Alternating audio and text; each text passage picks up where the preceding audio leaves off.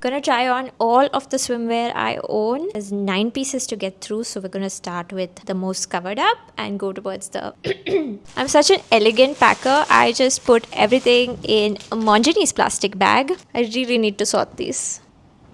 First up, we have this one piece from Marks and Spencer's, my most recent purchase and also my most modest one. I really vibe with the leopard print, but they have a black version of the same suit as well that I actually bought for my mom. So it has thick shoulder straps, not a very low neck, a slightly dipped back. Underneath it just has like a regular underwear situation. I kind of wish they also did like little shorts. That would have been super cute. Number 2 is this one piece from Speedo. This one is super sporty because it's like got a compression action going, but I like that it's not boring. This is what I imagine people who swim for sport wear. Not me though, because I can't swim.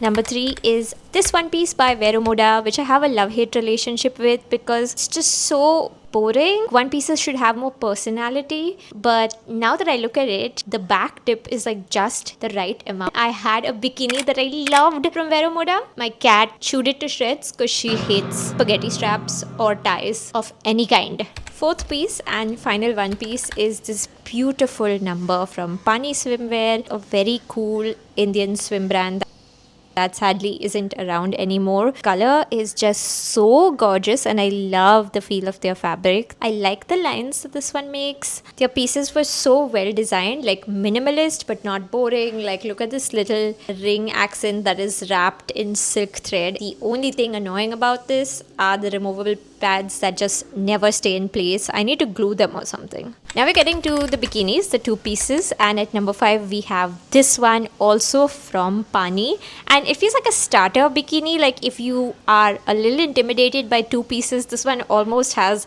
the coverage of a one piece with just a little bit of like an open midriff. Very pretty. Love the color on this one. Like I was obsessed with this aqua teal thingy, and also a lot of cute accents on it. Our next bikini is from Marks and Spencer's, and it is somewhat high waist like the previous one was, but also is high leg. It shows a little bit of like hip bone, which always reminds me of those Baywatch swimsuits and that like specific era. Don't like a bandeau bikini top, like one that's completely strapless.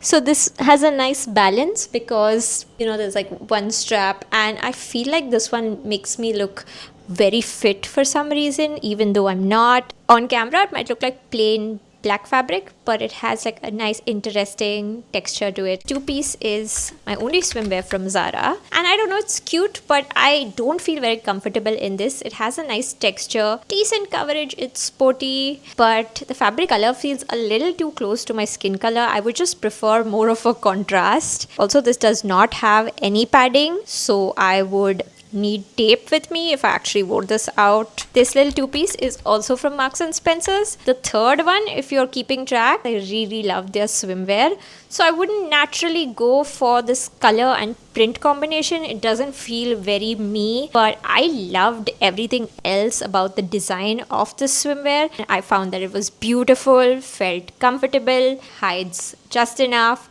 shows just enough. 10 on 10, no notes. I haven't got the chance to wear this out. I live in Goa, so I should fix that soon. Final one, and also my current favorite. This is also from Speedo, and it's kind of vintage. Like there's a story there. It makes my heart so happy. It's so Y2K coded. It reminds me of all the gorgeous women I saw in music videos and around like Sports Illustrated in the early 2000s. Can we just bring back string bikinis, because they are so fun. This is like my ideal string bikini combo, because the top is triangle bikini, but then the bottom does not have the ties, so it's incredibly secure. And I'm not just on the itty bitty titty committee, I believe that I am the presiding chairman. But if you tie this tightly and in a certain way, it really does create cleavage where there is none. If you made it till the end of this video, girlies, I really want to hear from you all. Let me know what your favorite piece was in the comments. Men, if you are tempted to comment, shut the f up. None of this was for you.